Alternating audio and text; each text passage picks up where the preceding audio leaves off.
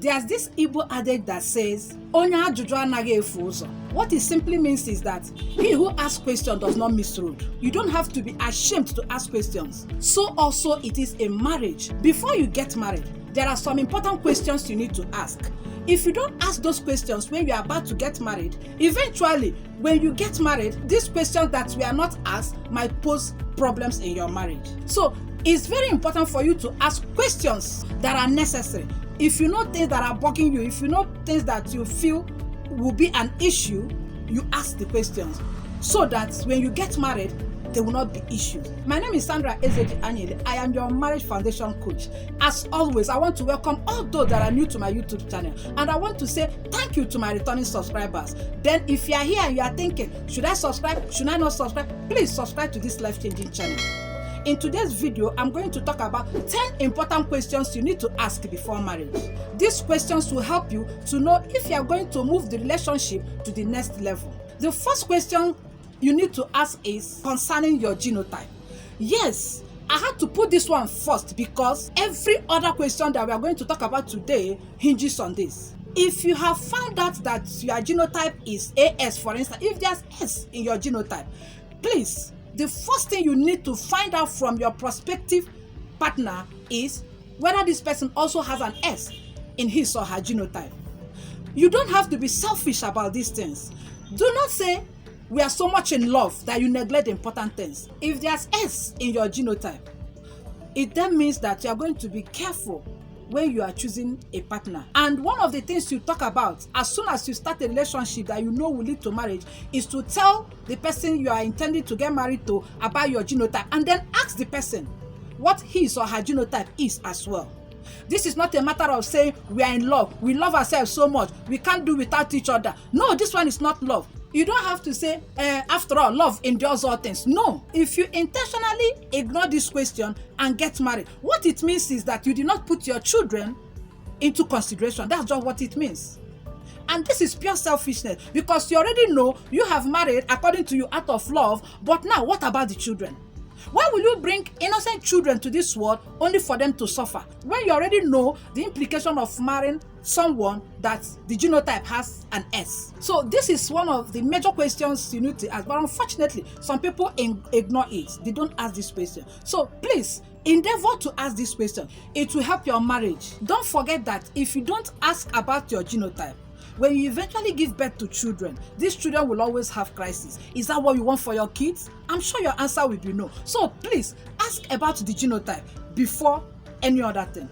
The next question you need to ask is, what does marriage mean to you? This is a question that people have neglected. This question is important because some people don't want to get married, but they are forced into marriage. So by the time you ask this question, you will know the mind of the person you want to get married to. For instance, some people will tell you, I just want to get married because my parents said I am the only son, so I should get married. Some people want to get married because they will tell you, in my place, they used to marry early so that they will give birth to children and have grandchildren on time. So many reasons, so many funny reasons. So you need to ask this question for you to know what you are getting yourself into. Some people want to marry because they want somebody that will be washing their clothes. They cannot wash. Some people want to get married because they want somebody that will be cooking their food because they don't want to, be eating outside. It's possible. So by the time you ask this question, you will now know the person you are getting married to. You will now know the mind of this person, the main reason why this person wants to get married. Then you now ask yourself, is this the kind of person I want to get married to? Have you seen how important it is? You now ask yourself, if I eventually marry this person that has this kind of reasons, will I cope? Can I adapt? These are important questions that people neglect, but they cause problems when you eventually get married. But if you had asked the question, you will not know if you can deal. If you cannot deal with it, then the person can now look for someone that can deal with that, his or her reason. That is the truth. The fact that you did not marry this person or the fact that you rejected this person does not mean that some other person will not accept him or her. That is one thing people don't understand. If you cannot deal, please don't go into it. Yes, you might not be saying that some people might lie. Even if the person tells lies, you will still know if you are observant. Yes, if you ask the question the right way, you will get the right answer. That is just it. The third question you need to ask is, you need to find out what is the vision of the person you want to get married to. And this is not a one-sided question. Remember, if you are a man, you will ask the woman you want to get married to. If you're a woman, you will ask the man you want to get married to. So let us get that straight. It is not a one-sided question, like I have said. So both of you need to ask yourself this question so that you will know whether you people are going to, be on the same page. If the person tells you his or her vision, then ask the person, this your vision, it's like your plan, it's like a roadmap. How do you intend to achieve them? Yes, you need to ask too. This is not a question of saying you are too inquisitive. You need to know what you are going into. That is just it. How do you intend to achieve this your goals, this your vision now? You have mentioned them. How do you intend to achieve them? This brings me to what we call patterns. Yes, prospect is different from patterns. Don't marry prospect, marry patterns. Because if somebody can tell you, the dream I have is very big. The dream is so big. In fact, when it starts manifesting, it will blow your mind. No, you have dream, very big dream. I agree. But what steps are you taking to achieve those dreams? That is the big question now. So, marry patterns. If you have seen that this person has dream, fine. Then the person has patterns. You have more. It's like structures. You have laid out, some modalities that will help you to achieve those your goals. Then that's fair enough. But when somebody tells you, I have dreams, I plan to do this, I plan to travel the world, what are you doing? What effort are you making in order to achieve those dreams? So this question is very important. Yes, you need to know. Because if you have big dreams and you already have, patterns or ways that you want to use and achieve them, but this other person does not have dreams, let alone having patterns, what do? You can see that you people will not align. That is it. So you need to ask this question. It's very important. The fourth question you need to ask is, what is your view about money? Yes, money. If you must know, money issue cause a lot of problems in marriages.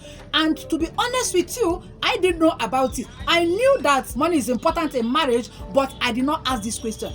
Sometimes when I want to make my video, I always use myself as an example. Yes, but you might not want to know. You are telling us to ask these questions. Meanwhile, you did not ask these questions. Fine.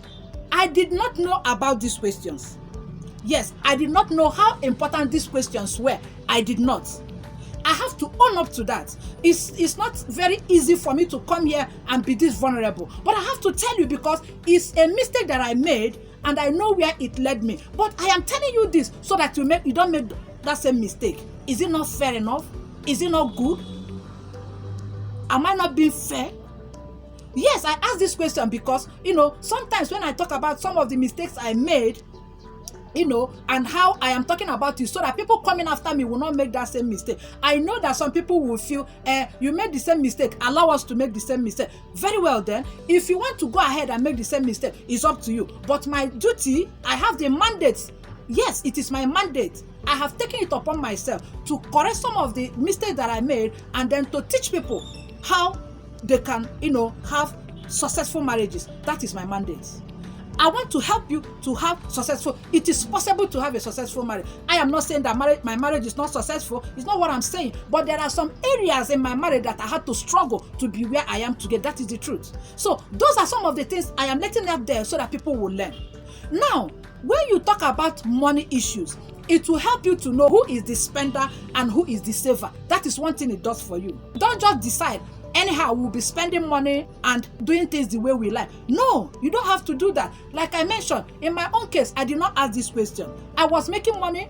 My husband was making money. So I felt anybody can spend money. That's what I felt. I didn't know that, there's even something like budgeting. I feel since the money is coming, let's be spending the money. We never discussed money when I was dating my husband. We never discussed marriage. And it was an issue because sometimes the issue of money wrecks marriages. So if you know about it now, then it will help you to understand how to cope when any issue about money arises, because it will definitely arise.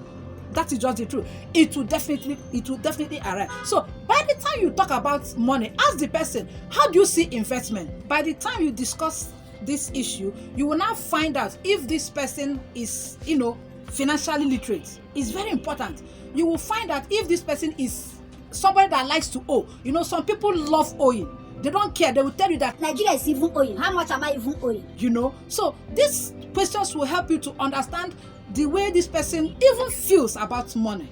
Is this person the kind of person that want to buy something, on impulse? Anything you see, want to buy anything. So it will not help you to know when you get married, you will know who will be handling money in your home. That is what it does for you. The fifth question you need to ask is, what are your belief systems? Yes, both of you might be Christians, but you will have, different orientation.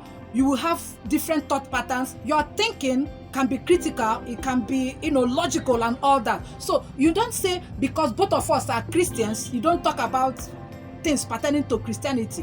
What are your belief systems? You need to find out, is this person a fanatic? Because if this person is a fanatic, both of you might not align, even though both of you are Christians. So these are some of the questions that people neglect, and it's wreaking havoc in marriages. Ask the person, you want to find out, because if this person is a fanatic and you are not a fanatic, there are some issues this person will handle, and you are like, why are you handling this like that? Are you not a Christian again? The person is a Christian, fine, but you don't know where this person is coming from. So you need to ask. From that question, you will now find out how this person thinks, how this person sees things, even though both of you are Christian. That is exactly what this does. If you are dealing with somebody that is a fanatic and you are not, it pisses you off, because you will not understand, where the person is coming from. But if you ask these questions, it will help you to understand this person's thought pattern. You will understand whether this person is, a critical thinker, a logical thinker, or even somebody that reads the Bible out of context. You will find out, because the only thing you do in relationship, in marriage, is talk. You have to talk, you have to communicate. Very important. So ask these questions, because it will help you. If you don't ask it, it will be a shocker by the time you get married. So I don't want that to happen to you. That's why I'm making this video. The sixth question you need to ask is, how do we handle extended family? Yes, you need to talk about it, because there are certain boundaries you need to set. Don't close your mouth. There are some unspoken expectations. You don't close your mouth. You feel, when I get married, we'll figure it out. You don't figure anything out. There are things you talk about when you are dating for marriage, and you see that you cannot deal with it. You see that these things are your deal breakers, non-negotiables. Then the best thing you will do, because you cannot deal with it, the best thing you will do is to step aside for the person that will deal with it to come in. Yes, that is the truth. And you ask these questions before all those lovey-dovey, because before the love has taken you to the moon and hanging you up there. Because when it has taken you to the moon, it will be difficult for you to analyze things the way it should be analyzed. So before all those things start happening, please ask this question, because it will help you. How do we handle extended families? Then you will tell me, how you expect us to handle extended family, and I will tell you as well. We'll talk about it, we'll discuss it, so that we will know, so that nobody will take anybody unawares, because extended families sometimes bring issues in marriages. That is just the truth. So you ask the question, how do you am I permitted to take issues when we have issues in marriage? Am I permitted to take it to my parents? Are you permitted to talk to your siblings about the issue we are having in our home? Can any of our family members just barge into us without letting us know beforehand? These are things that we shy away from doing, but they are very important. So ask these questions so that you will know what you are going into. Is important. These questions are so serious, and you can see the energy with which I am saying them, because they are important. That is why I'm talking about them.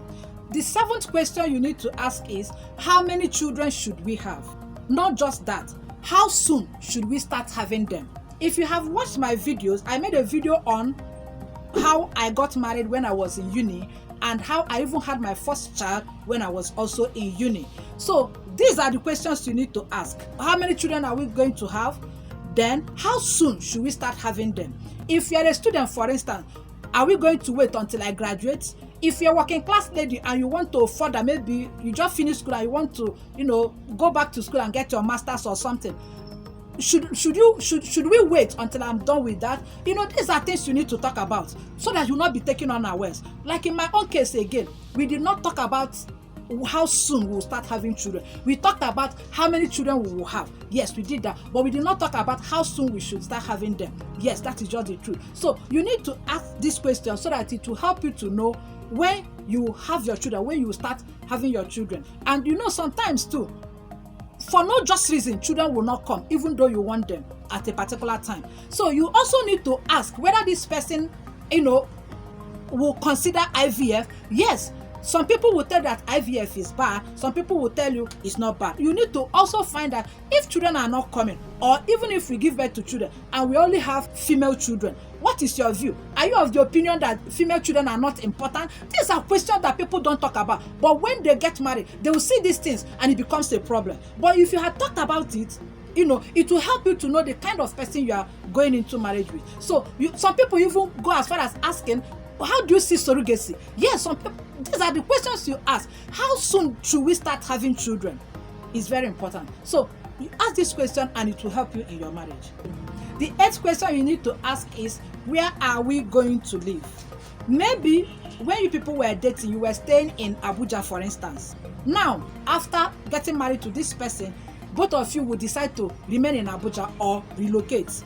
Are you making plans of leaving Nigeria? Are you making plans of relocating? You just have to ask about that, because if you don't, I have seen a situation where after the wedding, just a month into the wedding, the husband told the wife that they are moving to where? Meanwhile, this lady is already working where they were based. So it's a kind of surprise, even though she reluctantly followed him, but it was against his wish. She had to go there and start looking for a job. That is justice. So you have to find out, after our wedding, are we still going to stay here? If no, where are we going to stay? So that you factor that in when you are planning your wedding, so that after marriage it will not be a problem. So ask, where are we going to live? Are we going to stay here where you people are presently, or are we going to relocate? Do you have plans of us relocating? You people should talk about it. Remember, by the time you get married, you people are now one in unity, one in making decisions, one in doing everything. So these are the things that you need to talk about, because it will also help you. The 9th question you need to ask is, what is your communication style? In talking about your communication style, you want to put into consideration his or her personality. Yes, it's very important, because by the time you find out his or her personality, it will also help you to know how to communicate with him or her. There are some people that when you talk to them calmly, especially men are logical beings. You don't just talk to them anyhow. There's a way you will talk to them. Men are, they are inspired, unlike women that are influenced. So you need to find out these things. You see why it's important for you to, read books about marriage. Even before, as a single person, you need to read books about marriage. You attend seminars about marriage, workshops, so that you'll be abreast with some of these things. So the communication style will help you to know when to talk to your spouse and when not to talk to your spouse. The communication style will also help you to know the mood the person will be in before you start talking to him or her. These are things that are, so ask. It's not a bad idea to ask, how will you like me to talk to you? If I talk to you in this way, how do you feel? Do you prefer this way? These are the things. These are small things, little things that are very important, that when neglected, it will cause problem in marriages. Communication style is very important. There are some people that when you talk to them calmly, they listen. There are some people that when you that dialogue, they listen. There are some people that when you shout at them, that is when what you are saying will enter. So these are the things that you need to ask. Ask the person, how do you like to be talked to? What is your communication style? So that when you will be doing it. It's not just by asking. When you ask, be ready to implement. Be ready to do exactly what you have found out from the questions you asked. The 10th and final question you need to ask, I call this one an uncomfortable question to ask. But this uncomfortable question is creating a lot of issues in marriages. Yes, as a coach, I have to tell you that, because we meet with a lot of people. We meet different kind of people. From our study too, we found out that it is one of the things that cause crisis in marriages if left unresolved. Yes. So before you get married, you need to ask this question so that you know what you are expecting. Yes. Now, the 10th question is, how do you see intimacy? By intimacy, we are talking about sex. It's important to talk about it. Granted, because of lack of purity in some relationship, people tend to overlook certain things.